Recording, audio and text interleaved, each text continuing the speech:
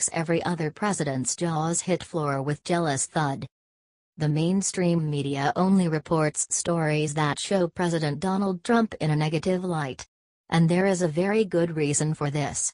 A very good reason: they hate Trump. Christian News Alert reports, when President Trump first took office on January 20, 2017, U.S. federal debt was sitting at a stunning $19.9 trillion. In half a year, Trump managed to bring the federal debt down over $100 billion, according to Treasury Direct. Ever since Trump took the office, he's been working so hard to make our country better. Also, he's trying so hard to cut the federal debt in half. The latest records show that Trump has the largest decrease of the U.S. federal debt in the history of our nation. The federal debt has been increasing every year since the audits started almost 2 decades ago. Although many people think that former Presidents Bill Clinton and George W. Bush were responsible for debt cuts this drastic, they only managed to cut the debt on a short-term basis. But this isn't the case. Christian News Alert reports, when you look at the unaudited information, which stretches back to the time of the Civil War, there is only one instance where the U.S. federal government showed a decrease in the debt. Ironically, this instance was in 1957 and 1958 when Republican Eisenhower was the president. Eisenhower cut the debt by $2 billion in 2 years, but Trump achieved that in 6 months. Although this is a huge, the mainstream media doesn't really care about Trump's accomplishments. They are ignoring stories that don't support their agenda. Trump helped in boosting the consumer confidence and brought the stock market to all-time highs. He also helped in the real estate market. Back in 2011, most of the houses on sale took 84 days to sell, but now they are down to 45 days. Christian News Alert reports, the Bureau of Labor Statistics shows that unemployment has dropped sharply, especially considering that Obama put unemployment in the opposite direction. Since Trump's inauguration, unemployment has gone from 4.8% to 4.4%, as opposed to Obama's 7.8% to 9.5% during the same time frame. Although Trump has achieved many things, the mainstream media cares only about stories that support their agenda. Also, they proved on many occasions that they just want to attack the president. However, people learn the truth about Trump, who is making our country great again.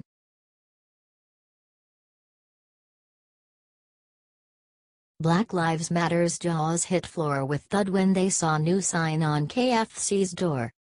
Black Lives Matter is happening due to the liberals and the mainstream media. They gain support from them in order to make chaos on the streets. They disrespect anyone on their path and hate on the law enforcement.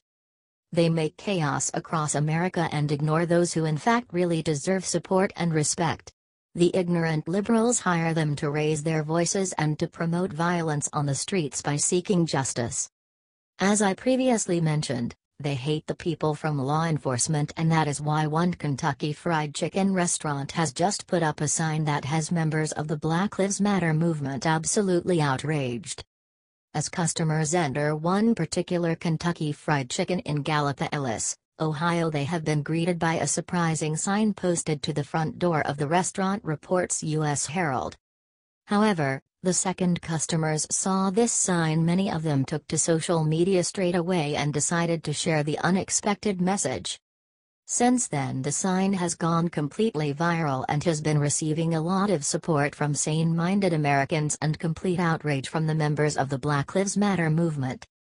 The eye-opening sign posted on the front of the door so that no one would be able to miss the KFC's message reads, "All uniformed police officers eat free every day all day."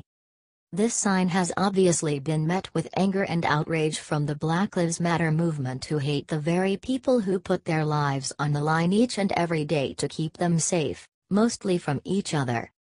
A picture of the sign was originally posted to the Ohio Going Blue Facebook page and received an overwhelming amount of support and praise from many Americans. The idea is a noble one and one that just makes sense, to offer food to those that give so much to their local communities. Nonetheless, Black Lives Matter members are furious about the more than respectable sign, continues reporting U.S. Herald. We can all bet that no matter how mad these BLM thugs get about the sign, they won't be able to loot or rob this particular KFC. The non-racist and anti-cop BLM activists have shown their reactions to the sign on Facebook, commenting, "Awesome. I knew I always loved KFC," and other similar comments echoing the same sentiment. Another commenter shared a similar opinion, "Should be nationwide in all restaurants." Yes, all the women and men in blue deserve respect because they are the only one willing to risk their lives every day in order to save yours. The law enforcement deserves unlimited support from and respect from the entire nation, and we are glad that this restaurant knows it. Giving them a free meal is the least that we can do for heroes like this.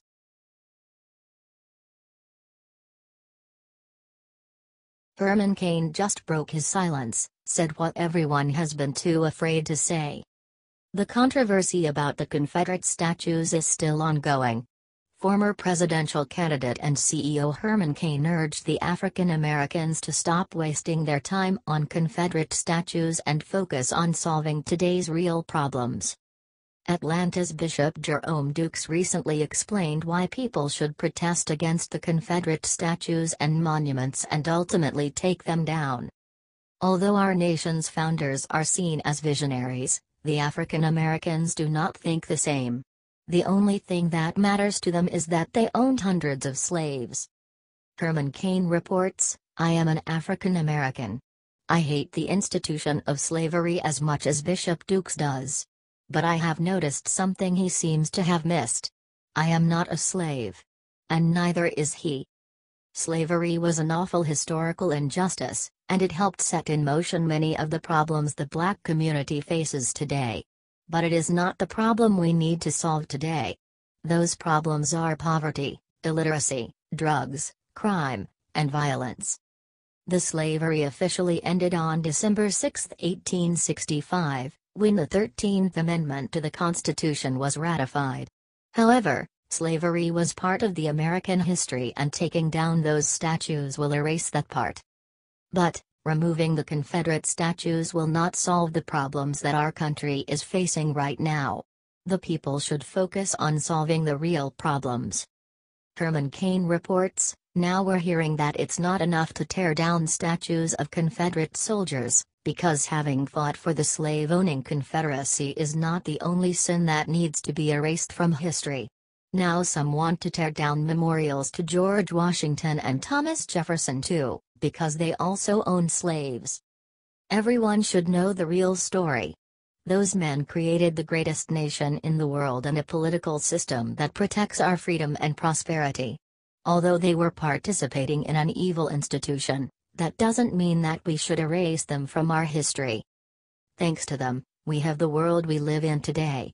It would be better to learn a few things from them instead of wasting our time removing the statues. The removal will not make the history go away."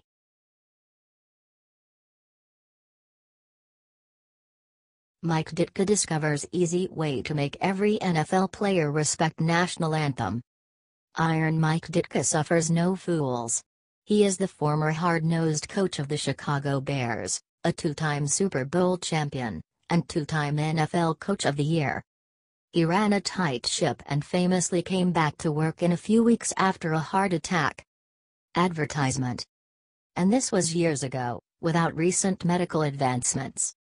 He was being interviewed about the NFL, and the topic, of course, came around to the scandalous behavior of the still unemployed Colin Kaepernick and the total malcontent Marshawn Lynch, who have both gone out of their way to disgrace America. Ditka has the right solution, and every single coach in the NFL should listen and do exactly what he says. Advertisement. If so, we would stop this problem dead in its tracks. Listen up, guys, because literally your careers hang in the balance. Ditka said. Well, here's the thing. When we live in a society that pays attention to athletes, say, as greatly as they do to Kaepernick, then we're foolish. I mean, athletes' opinions are no different than anybody else's, they're no more significant than anybody else's. They're no more important than anybody else's.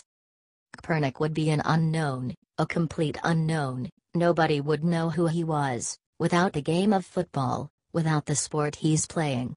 And not to respect that, you've got to be a pretty unintelligent person, I would think. Because I don't care what your preferences are, you can have anything you want to. But what he has was given to him by the game of football. I think it's important to me that some of these young people playing the game start giving something back to the game. And respect the game the way it should be respected instead of acting like a bunch of fools out there. Radio host, no doubt about it. Hypothetically, Coach Ditka's on the sidelines and one of his players takes a knee during the national anthem. What happens to the player in that case? Ditka, he doesn't play for me ever again.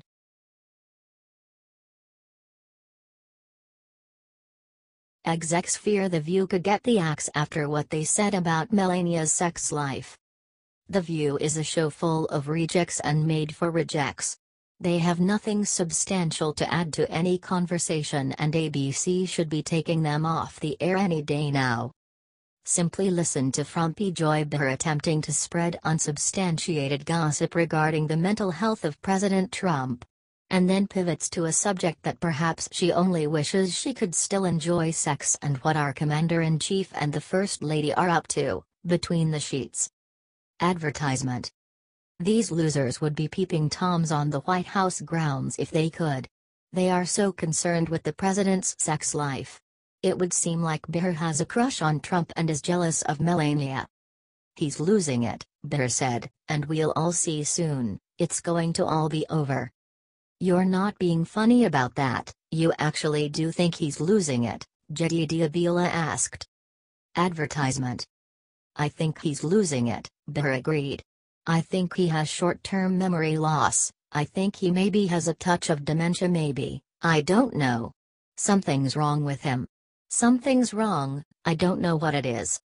The disturbing and blatantly misleading chatter and sexual innuendo went on.